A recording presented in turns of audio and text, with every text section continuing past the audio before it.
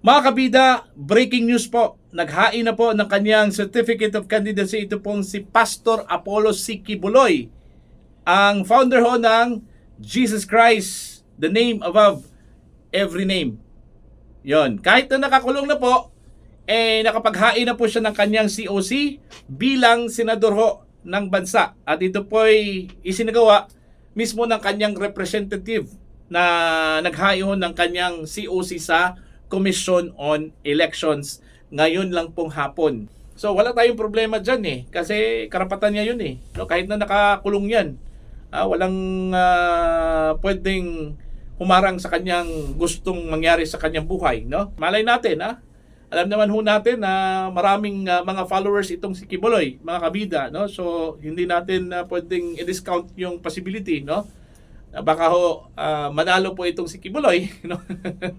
Kasi yun yung parating sinasabi ho no, ng Kingdom of Jesus Christ. Marami ho silang followers, aabot ho ng 8 million followers, no? Yung tagasunod ho ni Pastor Kibuloy. So ito na yung pagkakataon, kabida, no, ni Pastor Kibuloy redeem yung kanyang sarili, no, doon sa mga aligasyon laban sa kanya. Okay? Pero kahit na nakakulong siya, so hindi yun ibig sabihin na natanggal na yung kanyang karapatan, no? Hindi pa siya convicted until now, presumed innocent pa rin yun, no, si Pastor Kibuloy. So nandyan pa rin yung sa kanya yung lahat ng mga civil rights, no? Maliban lang po sa kanyang freedom kasi nakakulong man yun, no? Pero yung kanyang civil rights, pwede pa rin siyang bumoto, no? Pwede pa rin siyang lumahok sa mga pampolitikal na aktibidad gaya ho ng pagtakbo, no, bilang senador. Kahit yan nakakulong yan siya kasi ang alam ho natin yung kanyang kaso po ay non-bailable. So kahit na nakakulong yan, kung destined talaga niya na maging mambabatas, pwede yun. Walang problema yun. Makakapag-participate pa rin siya, no, diyan sa mga ganap diyan sa Senado kung sakali hong bigyan ho siya ng pagkakataon na maging bahagi diyan sa Senado sa 2025. Yun po yung pinaka-latest ngayon. Maliban doon sa mga rumors na tatakbo po itong si President Digong, hindi pa man wala pa mang sign, no, na andun na si President Digong sa Manila kasi yun yung inaantay po ng mga media doon, no, na dumating yun si former President Rodrigo Roa Duterte sa Maynila para ho daw maghain ng kanyang COC. So malabo yun. Para sa akin malabo talaga yun, no. Itong si Kibuloy at least tapos na, no, nakapaghain na. Nakapag-submit na ho ng kanyang COC, no, sa pamagitan ho ng kanyang representative. Hindi natin alam kung sino yung nag-file, yung abogado man niya. May mga precedents na, no, na isang bilanggo po ay nakapaghain ng kanyang Certificate of Candidacy at nanalo bilang isang public servant, no, katulad na ho ni former Senator Antonio Trillanes IV, no. Pagkatapos nung nangyaring mutiny, nakulong po ito at naghain ng kanyang Certificate of Candidacy bilang senador at eventually nanalo, no? While siya po ay nakakulong, nakapaglingkod po siya bilang senador, kabida sa mga Pilipino, no? Okay? At pangalawa po, ito pong si Congressman o former Congressman Romeo Halosos. Kinasuhan po siya ng rape, na konbikto po ito at nakulong at naghain pa rin ng kanyang COC bilang congressman doon sa kanilang distrito at eventually nanalo po.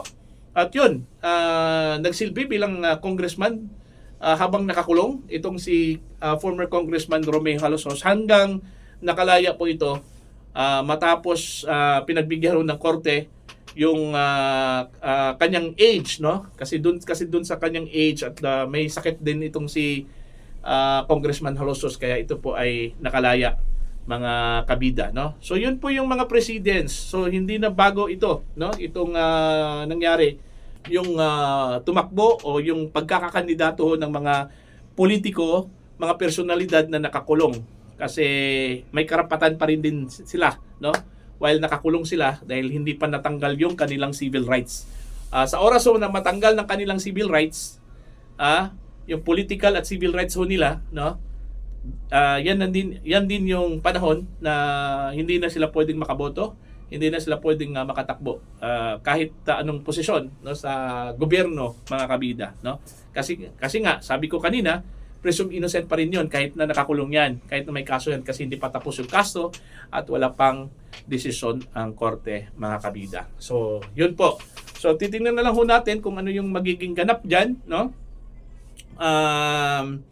Kasi sabi ho nila, marami daw itong mga miyembro ng KOJC.